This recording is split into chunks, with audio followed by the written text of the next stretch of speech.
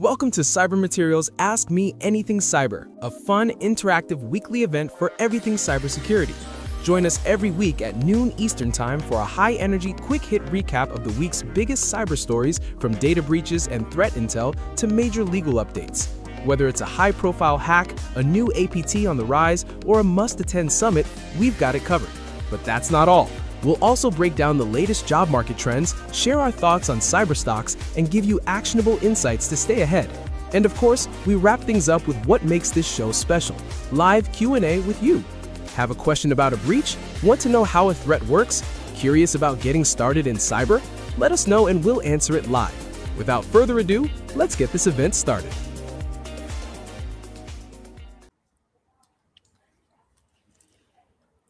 Hi, Sophie. How are you doing today? Hi, I'm great. Welcome to Ask Me Anything Cyber. How are you, Prapti? I'm good. I'm good. I'm excited to talk to you about because today's segment is going to be very special, I think, because we're going to jump straight into Know Your Enemy. And you love doing those. You love talking to people about what they should be looking out for.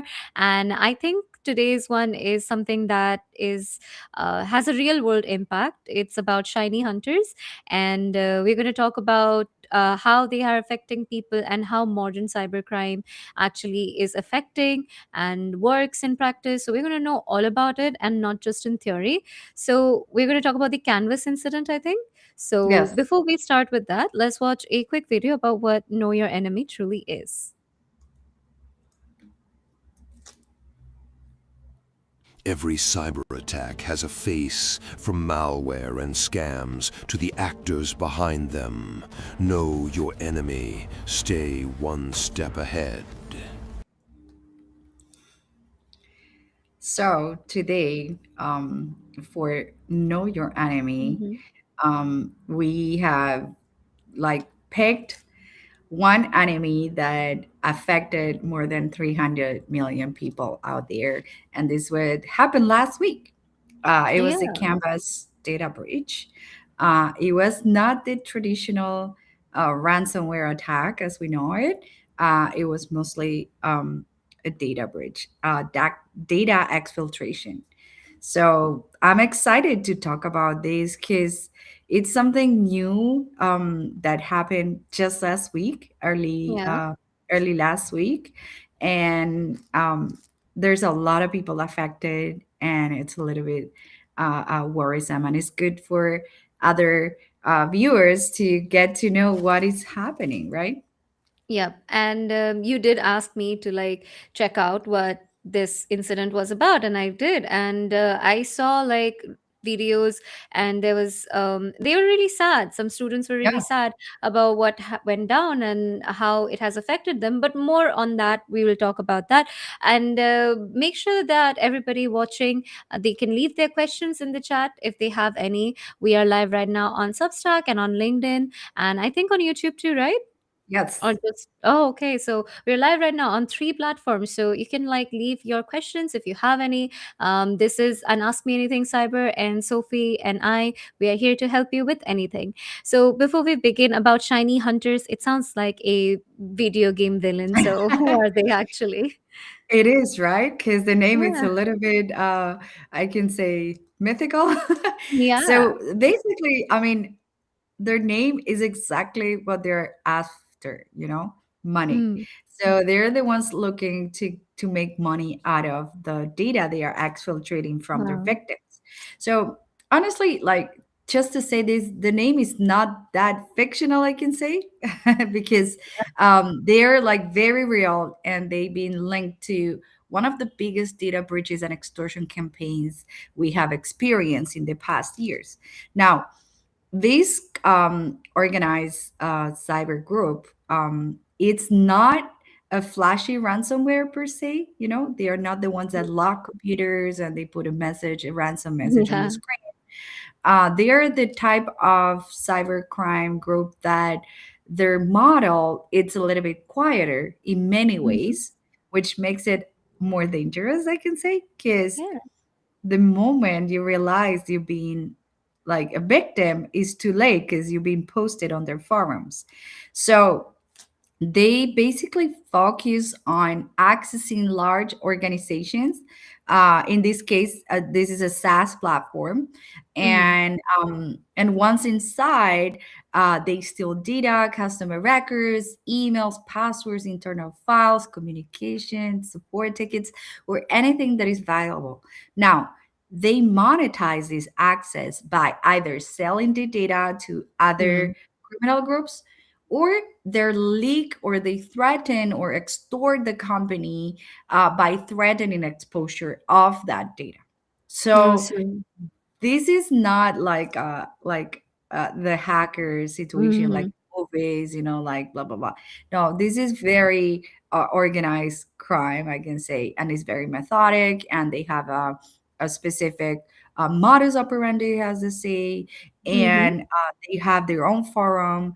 Where when we talk about dark web monitoring, that's what we are talking about, monitoring these forums for posts from these organized Okay. crimes, that of these cybercrime groups that they are posting, and that's how you may know that you've been breached. So the first one to know about it was Have I Been Pwned. They found a Uh-huh. lot of email addresses that were associated with Leads, the yeah. Canvas, yes, Canvas infrastructure. So pretty much is an organized cybercrime group. The name Shiny Hunters is because they're after money. Mm-hmm. Shiny, they may be from coins or like gold and Yep. something like that. So that's what they do. And by the looks of it, it sounds like they're after both money and also creating like chaos in the public. So, what do you think? Yeah, I mean, they're primarily after money, but Mm-hmm. unlike like traditional ransomware groups that they shut down systems, they are Mm-hmm. focusing on leverage and extortion.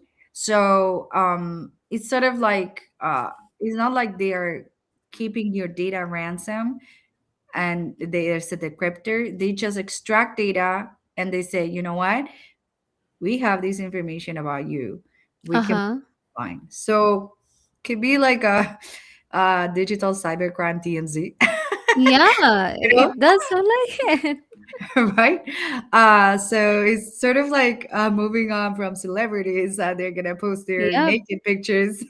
Yeah, it This does is sound like this that. goes to like big companies. They Mm-hmm. they have vast amount of data, and they say, you know what, we're gonna go after them and we're gonna extort them because we're gonna post this. And Yeah. what is, like what is, when we say, is it chaos, is it money? I can say Mm-hmm. both, because chaos for them is useful Yep. because People panic. they makes people pay faster. So Mm-hmm. I can say they may be after both, but they don't care. I mean, chaos is just the vehicle to get their end game, which is money. Yep.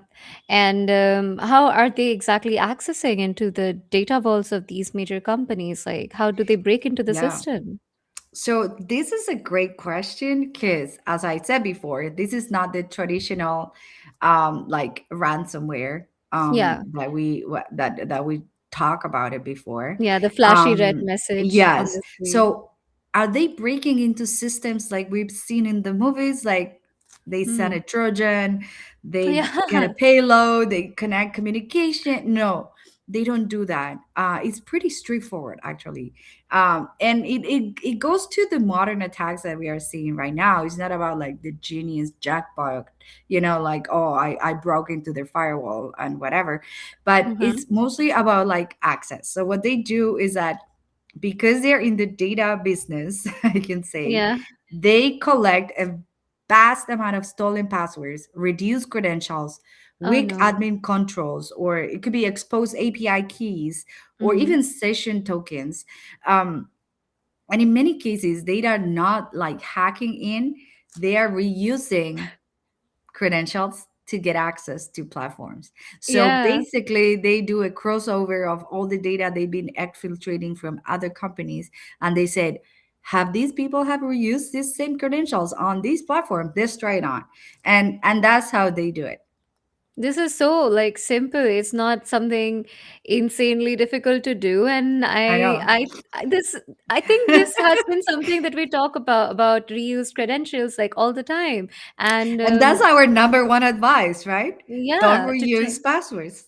yep, to install a password manager. So why is this still working? Why aren't people listening, or even larger Yeah. companies? Well, humans are lazy, and like Yeah. it's convenience over security always, and Mm-hmm. convenience always like wins. Because in this, like, in the sense of what when we are talking about like why people keep doing it, even if you tell them not to, it's the same as people like, we know smoking is bad for you while you keep doing Exactly. it. Well, it's gonna happen to anybody. Like they said, Yep. we all gonna die. Or the same people Exactly. say, That's what they we say. all gonna get hacked eventually, Mm-hmm. or I don't have anything to hide. Yep. Or so is this mentality, which is like human, Yeah. and that's what we are always fighting, the Yep. human. And like you always mention, like it only becomes an issue when like you are affected by it, and by that time it's already too late to like do anything about Exactly. it. Yeah. Yes. So about the shiny hunters, apart from their name, obviously, what Yeah. other aspect makes them stand out from the other hacker groups? Well, one thing I can say is because they work at a scale, right? And Hmm. it could be like scale and monetization. So they are part of like a wider ecosystem that they are treating data like a product, right? Yeah. So it's like I'm stealing this package, I'm selling, I'm extorting. So it's I can say a whale oil like organized group Yeah. where they have a system, they have steps, and they've been implemented the same like operations on and on and on. And Yep. there's been like multiple victims of this, right? And the recent victim is Canvas, but a couple of weeks before, which was in April, it was Mm-hmm. Udemy that was a victim of Shiny Hunters. Okay. So Udemy is an educational platform. Yep. Canvas is also an educational platform. So, what if Mm. they cross data and they say, you know what, we found reduced credentials from Udemy and we'd use them for Yeah. Canvas, and that's how we were able to access. So, as you can see, there's a correlation of previous victims Yeah. with the new victims. So, we may expect other victims in the Yeah. educational like field, Mm-hmm. probably yes, because humans tends to use same credentials cross Yep. platform. So if this is like educational platform, maybe they may have reused the A lot credentials. of their credentials, yeah. And also like when we used to do our reports on hall of hacks, healthcare Yeah. used to be the most targeted ones. And do you think that it's slowly shifting from healthcare to educational platforms because of like criminals being a bit better at everything, and now they're going to target more platforms like Well, healthcare, education? that's a good question. And everything goes down to numbers. Where can they Mm-hmm. get more data, more information that they can use to either extort or cause harm? Mm-hmm. And I feel like healthcare is still the number one like field Uh-huh. where there's a lot of valuable data as opposed to Personal. education. Because education is not like PII, I can say like Yeah. like what the tests are gonna be about, or Yeah. grades, or like student teacher exchange notes Yeah. are not that sensitive, and they are not laws or regulation that are regulating these type of Mhm. conversations, as opposed to HIPAA, that they are Yeah. protected by law. So those are the two difference. So when we talk about chaos before from Shiny Hunters, Mhm. it's because they know that there are laws that are protecting the customers, and they may like, you know what, I know because we got this data, you're violating Yep. this law, you better, Okay. you So that's what so they're leveraging. yeah, so I feel like healthcare is gonna be still number one, Mm-hmm. and financial institutions number two, because Yep. there are more regulations for those sectors in terms of laws and consumer protections as Okay. opposed to other fields like education, or even I can say like even retail. Yeah. They're less protected than the other industries. Other industries. But And again, it's a matter of time yep. until like regulators come up with new laws and protections for those other customers, which always happens to be the same customer, right? Because healthcare, you go to the doctor, you have a financial institution, and you use an Mm-hmm. educational platform, and you use retail. So you're still the same customer. It's just like your data in different fields may be more Yeah. valuable than on the other On fields. the other fields. Yep. And you're the same person, just affected in different ways. And you said about Udemy, and now it's about Canvas. So where does Canvas come into this with the shiny hunter angle? So for this section that we are talking about the know your enemy, why I wanted to bring it up the a specific example, and I know Canvas fits perfectly here Mm-hmm. because we are bringing down who is behind a data breach that may affect you, and it's Mm-hmm. somebody that you need to, I mean, not to know specifically because there's not much you can do about it, but it's good to know if you're a cybersecurity professional on how to protect your customers or protect your data, Yeah. and how they operate. Now, Canvas is one of the largest learning management systems used by school and universities, and this is worldwide, like around Yeah. the world. So it didn't affect only US or North America. There are victims in Okay. New Zealand, there are victims in Australia, there are victims in other English speaking countries. Yeah. So this platform handles assignments, exams, grades, student communication, teacher access. So basically it's like a one power tool where educational institutions they use to manage everything, I can say, right? And if you compromise Canvas, you're not Yeah. affecting one school, you're impacting A network. millions of Yep. institutions. So it's just easier to target, like get access from one to like Yeah, a lot of them. And that's yeah, a lot of data that people would probably not want out, especially Canvas being like a bigger organization. They would want to protect that data. yeah. So why would anyone even attack something like this? Like, what is so valuable? Well, because it's centralized. And when Mm-hmm. it's centralized, it has high value because you will be able Uh-huh. to not only like access, it's not like I'm hacking one specific school, Yeah. I'm accessing a portal of thousands of schools, Yeah. millions of students, millions of teachers. So it's Yeah. like one entry point, and then you get access to a lot of information. That's why they're high profile victims or Yeah. targets, I can say, because these, like the more the merrier, I can say. And Yeah. attackers love concentration of data. So one Yeah. platform, one identity system, one access layer, and suddenly it has visible to massive amount of data.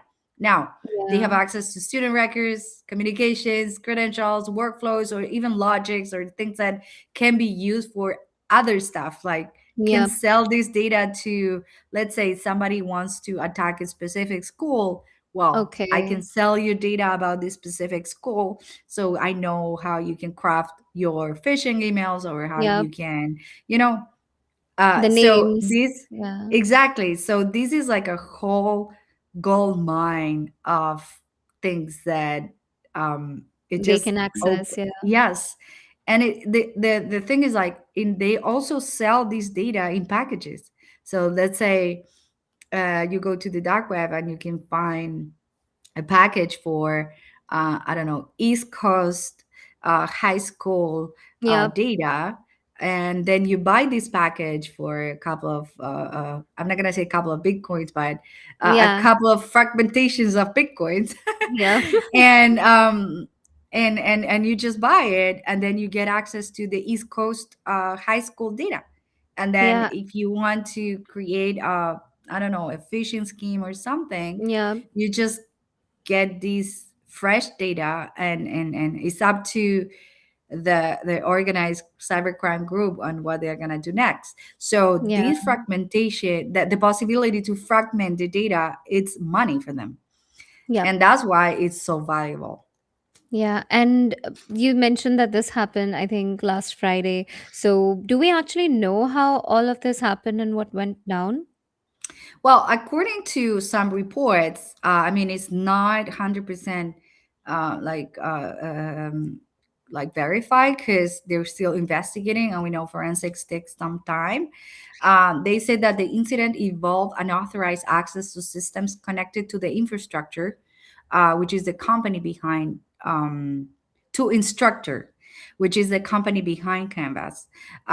These reports indicated that the attackers accessed data tied to the free to teacher tier environment, Mm-hmm. and related to the identity system. So this means that the exposure of user information and a broader extortion scenario here, because Mm-hmm. they went through a third party company, that is a company behind Canvas, and Mm-hmm. it wasn't necessarily about destroying the platform Canvas.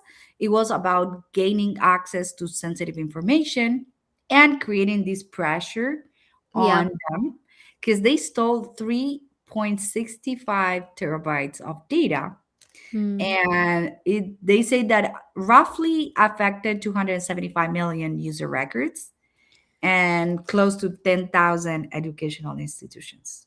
And Yeah, that's a big number. and yeah, and I saw like videos and people were really disheartened by this incident.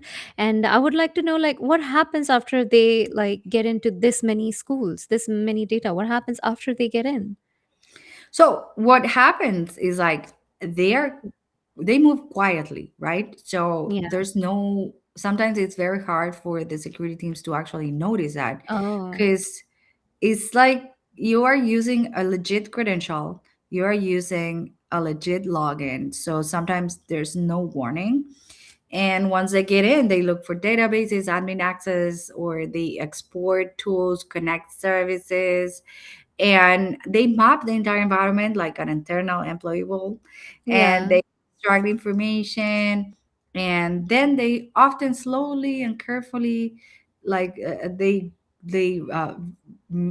go out of the system, Mm-hmm. and nobody would notice. And the time they notice is when they post it on their forums, and that's Okay. too late. And that's where security teams have to like pay attention if their data is there. Yeah, Okay. And that's where Shiny Hunter comes in. Like they just post it exactly. and Yeah. And they then specialize in turning access into business pressure. So they're wow. not going to destroy your data. They're not going to hold it as a ransom. They're just Mhm. going to make you feel like you're being exposed and your data has Wow. been stolen. And now your technical data breach becomes a legal problem, a peer problem, a leadership problem. So a Yeah. lot of heads are going to roll after this. Yeah. And they chime on this, so they build on this, like Yeah. they capitalize on the sense of humiliation, I can say, because Yep. they expose and they read them open, and Yep. and, and they say, you know what, we see you. Yeah, and your data is now exposed and you couldn't even do anything about it and we took it right under your noses. And Yeah. it's something that people would be embarrassed about and there will be a lot of heads out there, principals, deans out there thinking about what happened. Also another thing, while you told me that to check this out because it Yeah. was devastating, I saw that it was around exams. So is that like a Yes. coincidence? Well, I think it's not a coincidence, probably not, because they thrive in chaos. So because when finals are here, that's where all the students are using the platform, and that's where all the fresh data is there. Mm-hmm. And that's how maybe they even have like records or scores that not even the students know Mm-hmm. yet. So this is like scary because Yeah. as I was telling you before, like now you have to monitor the deep web for your like scores, right? Yeah. Did I pass the exam or not? Did I pass the test? And then Wait you a minute, find I'll your look name up. on on the deep web forum. I said, oh yeah, I got it. So Yeah, that's that. And I think, before you are, yeah. sometimes like students might not do so well, and this could become something that they can like um threaten, I think, students with by saying that, Mhm. you know what, I'll show this to your parents if you don't give me Yes, money. And you won't exactly. even get a chance to hide it from them. So that's something that they could do. So is what is Yeah. the actual impact? Is it just inconvenience? Well, I feel like it's much bigger than inconvenience, right? Mm-hmm. Because there's this like the immediate disruption for the students or accessing issues. Mm-hmm. But then there's the long term damage, right? The data exposure, privacy concerns, your like the institutions they lose trust on the on Canvas, compliance issue, legal issue, Yeah. regulatory, PR, like so people will forget about this, but the law Mm-hmm. won't. So they're gonna keep digging on this. And Yeah. then also there's a long-term damage Impact. for the Yeah. victims impact, right? Yeah. Because as we always say that you cannot change your identity Yeah. because it's who you are. So once your information is out there, there's a lot of things that you won't be able to change, like your social or maybe your full name.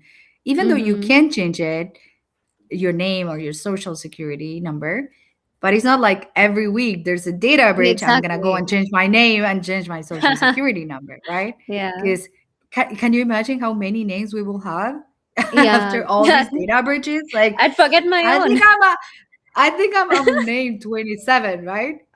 So Yeah, today I am this, tomorrow I might be someone else. So who exactly, knows? It's yes. very, very, very difficult to walk through this. And so like Mhm. Shiny Hunters plus like Canvas, how does that connect? So Canvas is the victim here. Shiny Mm-hmm. Hunters was the operator. And Canvas show us why platforms with centralized identity are high value targets, right? And Mm-hmm. Shiny Hunters show us how attackers love this value and they exploit Mm-hmm. it, right? So that's the connection is like very simple. They are not attacking you because the platform is weak. They are attacking you because your platform is powerful and high value. Yeah. And that's the lesson here because modern cyber attacks are less about like breaking the system per se. It's Mm-hmm. about abusing the trust, reusing the credentials, like Yeah. easy access. Yeah. And this wasn't like So something that, out of a Hacker Man episode. You just use the same password everywhere. yeah. So when we said like Canvas was hacked, what we really mean here is like attackers, they got valid access through identity pathways. They move inside a trusted environment and they extracted data at scale. So this is what modern cyber attacks are like, less about like breaking something and more Mm-hmm. about like breaking the trust. Yeah, and hopefully, we're gonna find out what happens coming up. Yeah. Like, do you remember the Power School incident that happened? And we got so many updates after it, and there were convictions of that. And hopefully, we can get like some action on this too as well, and people can have a way to overcome such situations and stop Yeah. reusing But passwords. as I say, like Shiny Hunter has been behind several other big Yeah. profiles data breaches like Mm-hmm. Udemy and even Wynn Resorts Uh hotels. huh. And they're also been victims of them. So this was more of like a cybercrime group Mm-hmm. than the Power School, which was a couple of teenagers that Yeah. they wanted to break This into is very well the school's platform. organized. Yes, yes. Yeah, this is going to be a tough one to crack for the I security know. teams over there. Hopefully, they get to work sooner. Also, like you spoke about some long term impacts. Now that I think about it, if this was like my data from my school days, they would know that I am no longer, how you spoke about the long term impact, they would know that I am no longer in like A in student, yeah. school. Yes, I'm no longer a student. So they would send me job application schemes, and they will be like, oh, you know what? Come here, take this Yeah, job and do social engineering. So that's like a huge long term impact that they could do on the victims. So sure. it's really, that's why probably why people are so upset and they Yeah. postpone exams as well. Hopefully, everything turns out good in the end. And before we go into our cyber briefing recap section, I want to talk to everybody about the Echo Party, which is, something that you don't want to miss. It is coming to Miami May 21st and 22nd, bringing together some of the sharpest mind in hacking, research, and digital security. And there's a QR, you can scan it and get your tickets. This is not your typical conference. There are going to be discussions on real world threats, cutting edge research, and hands on insights. And they all come together and in Miami on May 21st and May 22nd. And Cyber Material is giving away one free ticket. So if you're there and the first to follow Cyber Material and comment, you get your ticket. And if you ever wanted to experience Echo Party, now is the time. There's also a 15% discount on tickets to make it easier to join. Are you excited about this, Sophie? I'm really excited because I mean it looks so far behind last year, and it's right here now, right? We are a week into like to start with the Echo Party, and this is gonna be like fun, and I'm happy to also like tell the audience that I will be moderating a Yeah. panel. Yes, and this is exciting because it's a panel of all women, and it's called Women Hacking the Industry. And Mm-hmm. what I really like about this panel is that we're going to have a lot of like varied voices and backgrounds of different like experiences from other women, right? Mm-hmm. And as you can see on screen, we're going to have here Dr. Natalie Johnson. We Mm-hmm. have Tracy Goodhue, Malia Jane, and Connor McCaslin. These Yeah. are amazing women working in cybersecurity, and each one of them, they work in a different field in cybersecurity. We have a cybersecurity Yeah. educator. We have a cybersecurity professional that works as a threat hunter for one of the biggest social media companies out there. Mm-hmm. We have Tracy Goodhue. She is behind building leadership teams and making business cybersecurity decisions. And Natalie Johnson, she is the one that founded Cyber Minds Research Institute, Oh, which is an amazing organization that helps people kick into cybersecurity and kickstart their career. So we're gonna be hearing about all these voices, and I'm gonna be yeah. moderating the panel, asking them amazing questions, and I wanted to make it not that like these boring talks. Mm-hmm. I want to talk about, and I'm gonna start about one specific thing about why what you don't include on LinkedIn that you Yeah. want to say shaped my career, and you don't Yeah. include it in LinkedIn because it's not fancy or cute or like Mm-hmm. polished. But I want you to tell me what is one thing.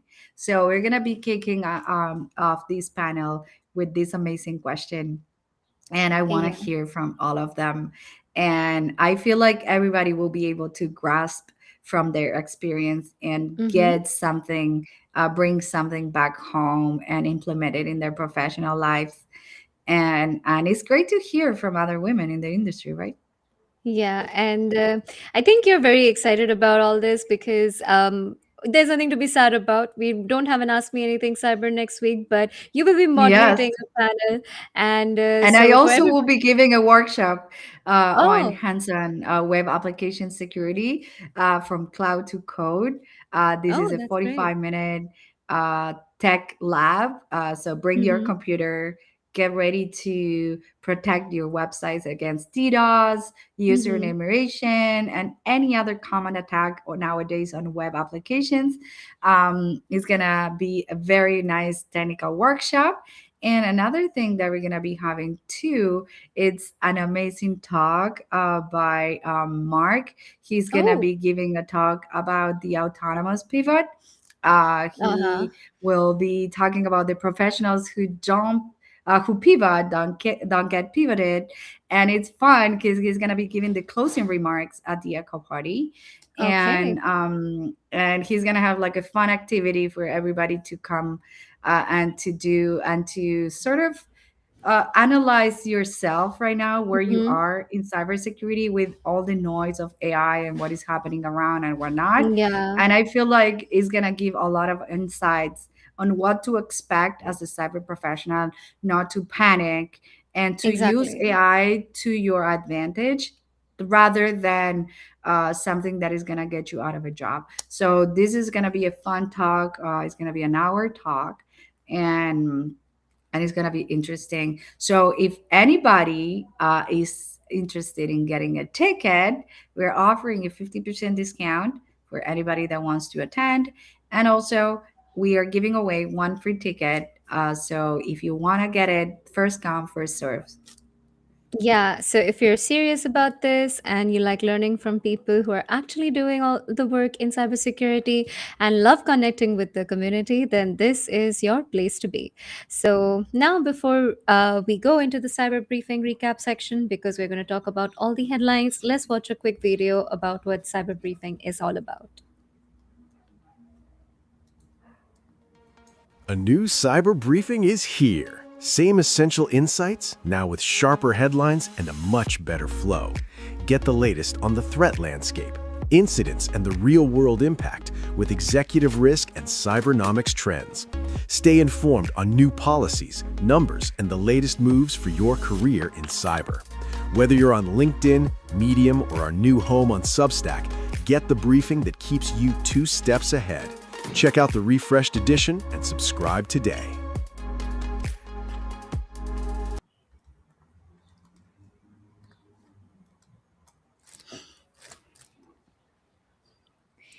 Hi. So I wanted to Yes. ask you about the refreshed version of the cyber briefing. I think it is absolutely amazing to have the cybernomics and to have a section about the jobs and how real cybersecurity can get sometimes. So the best thing for everybody to do is subscribe to the newsletter because you can have all that delivered straight to your inbox. So let's dive into the three headlines that we picked today. The first one, as you can see, is the Mac OS malware campaign that happened via Google Ads. So what happened there, Sophie?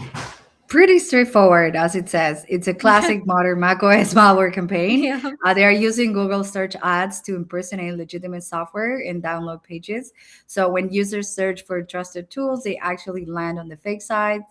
Oh And from no. there, the trick is very simple: social engineering. Users are guided Mm-hmm. into copy and running commands into the Mm-hmm. Mac terminal or installer a fake installer. Now, once executed, they silently drop info stealer malware, which can steal your Mm-hmm. password, browser data, and session cookies. So again, this is not like breaking macOS per se, but Yeah. it's about trust, abusing trust again, tricking Mm-hmm. people, and again using Google Ads from the bad guys that are still Mm-hmm. uh, using paying Google to Put post ads, yeah. malware. Yeah, advertisement that Yeah. has a malware Yes. in it.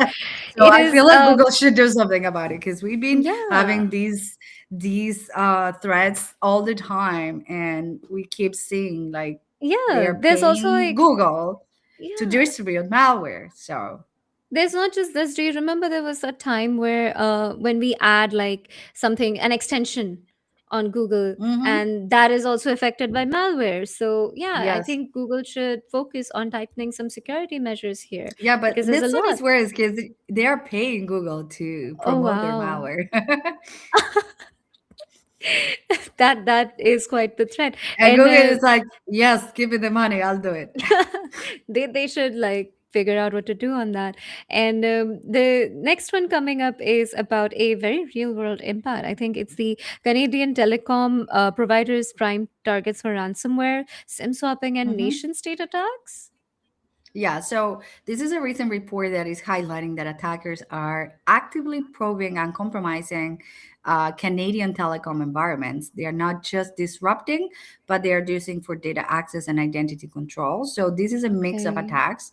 They've been seeing ransomware groups trying to extort money, swim Uh-huh. swapping attacks targeting users directly, and state actors trying to get long-term access to infrastructure. We've seen the Salt Wow. Typhoon getting access to the Yeah. American telecommunication before. So this goes on the same line, but this is now going up north to Canada. And Yeah. the important part is that telecoms are not just companies, they are a whole infrastructure. So if they control the telecom environment, they are not just accessing the data, they are potentially sitting in the middle of identity verification of millions of people. Mm-hmm.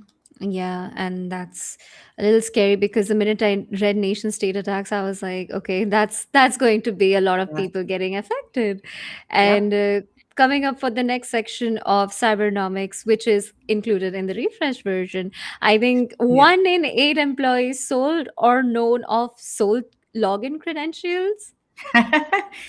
This one is we're talking about cybercrime and numbers because this is a Mm-hmm. little bit uncomfortable but very important.